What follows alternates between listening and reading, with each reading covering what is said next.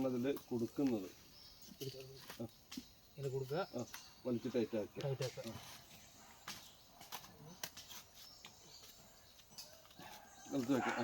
ഇവിടെ വെക്കുക.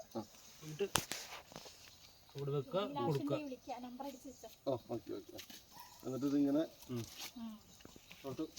ഭാര്യയെ സഹായിക്കുന്ന ഉത്തമനായ ഭർത്താവാണ് എൻ്റെ പിന്നിലുള്ളത്. ഇങ്ങനെയാണ് വെള്ളം.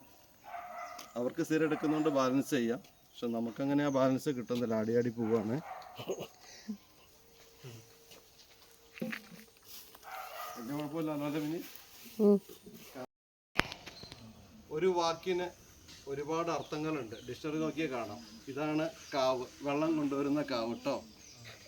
ഇല്ലിയുടെ അലക കൊണ്ട് ഉണ്ടാക്കിയേക്കുന്നതാണ്. ബാലൻസ് ചെയ്ത് പോകണം. ഞാൻ അവർക്ക് കുറച്ച് നേരം കൊണ്ട് കൊടുത്തിട്ട് വരാം. പിന്നെ